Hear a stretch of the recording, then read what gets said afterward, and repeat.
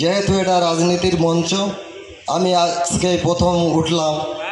আমার স্বপ্ন কোনো দিনই ছিল না যে এই রাজনীতির মঞ্চ থেকে আমি কিছু কথা বলবো। তো যাই হোক, আমার যে ছোট্ট ভাই যে দ্রুত গতিতে রাজনীতিটা করেছিল, তার মূল নায়ক আমাদের ক্যানিং পূর্বের বিধায়ক আমার পাশেই বসে আছেন। উনি পুরো দমে আমাদেরকে সহযোগিতা করছেন। রাজনীতি যাতে জুয়ার হটে ভাঙড়ে বা যেভাবে উন্নয়নের কাণ্ডারি উনি উন্নয়ন করে চলেছেন, বা ব্রিজটা আজকে উদ্বোধন হবে, সেই জন্য আমাদের এক জায়গায় একত্রিত করেছেন। তা আমি এটাই বলতে চাই, দাদা সহ যে সমস্ত নেতৃত্ববৃন্দ আমাদের পিছনে বসে আছেন, আমার অন্তঃস্থল থেকে ভালোবাসা, শুভেচ্ছা, অভিনন্দন জানাই।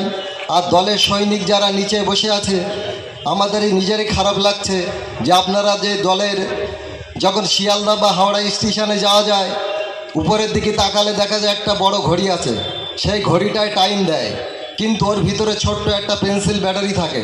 ঘড়ির কোনো ক্ষমতা নেই, সেই পেন্সিল ব্যাটারির সাহায্যে সেই ঘড়িটা চলতে থাকে। টাইমটা দ্রুত গতিতে যায়, কিন্তু অত বড় ঘড়ি কিন্তু ছোট্ট একটা পেন্সিল ব্যাটারির সাহায্যে সেটাকে চলে।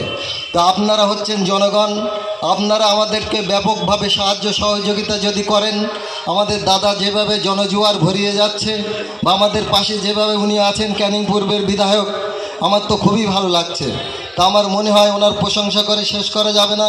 তা আজকের এই মঞ্চে দাঁড়িয়ে আমি বলছি, আমাদের মুখ্যমন্ত্রী দিদি উনি যেভাবে জোয়ার দিয়ে চলেছেন, এমন কি দেয় না, কিন্তু আমরা সেই দিকে তাকিয়ে লক্ষ্য করে যদি আমরা চলতে থাকি, আমাদের অভিষেক বন্দ্যোপাধ্যায় আমাদের দলের কাণ্ডার উনি আছেন, আর আমাদের বিধায়ক ক্যানিং পূর্বের সৌগাতদা আমাদের সঙ্গে আছেন, আর আপনারা তো আমাদের সঙ্গেই আছেন।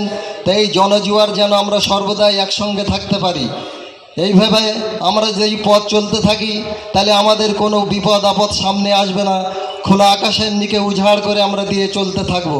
আর আজকে এই যে ব্রিজ উদ্বোধন হচ্ছে, আমাদের দাদার প্রচণ্ড প্রচেষ্টায় আমার ছোট্ট ভাইও বুক চিতিয়ে দাদার সঙ্গে থাকতো।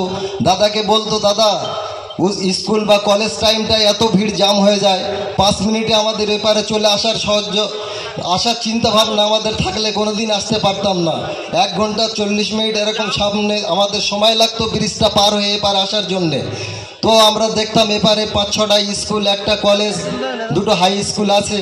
তো কত অফিস টাইমটা আরও বাইরের থেকে অফিসাররাও আসে, তারা বলতে থাকে, বাবা ভাঙড় এত জঘন্য, এত নিচে নেমে গেছে, একটা ব্রিজটাও যাওয়ার মতো না, এখানে 40 মিনিট সময় লেগে গেল।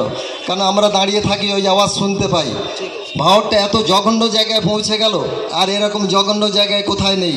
তাই ছোট্ট ভাইকে আমরা বলেছিলাম যে দাদাকে তুমি জোর করে ধরো, আর এমপি সাইনি দিকে তুমি বলো যাতে আমাদের কংক্রিটের একটা ব্রিজ হয়, আর পাশে যেন কাঠের ব্রিজটা যেন কাঠের না হয়, লোহার চাদর দিয়ে সাইড দিয়ে লোহার অ্যাঙ্গেল দিয়ে সুন্দরভাবে চওড়া করে যেন হয়, গাড়ি যাতায়াত করতে পারে, সেই ব্যবস্থাটা যাতে হয় তুমি দাদাকে বলো। তো বললো, আমি দাদাকে বলেছি, ইমিডিয়েটলি ব্রিজ হয়ে যাবে, আর এরপরে পথ চলা শুরু হয়ে গেলে ওই ব্রিজটা খোলা হবে। তা আজকে আপনারা দেখতে পাচ্ছেন যে সেই ব্রিজটার আজকে উদ্বোধন। তাহলে আপনারা নিশ্চয়ই খুশি হবেন, আর আমিও তো খুশি বা আমি গর্বিত। তাই আমি এই বক্তৃতা বেশিক্ষণ দিতে চাইছি না, কারণ মহান মহান নেতৃত্ব আমার পাশেই সব তাঁরা আছেন, বা মাননীয় এমএলএ সাহেব তিনি বলবেন। তাই এই সময়টুকু নষ্ট না করে, যদি বলার মধ্যে কেউ দিলে চোট আঘাত লাগে আমাকে ক্ষমা করবেন। আর যে ভাই আমাদের শহীদ হয়েছেন, তাই আমি আপনাদের তরফ থেকে বলবো, যদি চলার পথে ভুল ত্রুটি হয়ে যায় আপনারা ক্ষমা করে দেবেন। ছোট ভাই হিসাবে যা আমার এইটা আমি আশীর্বাদ করি।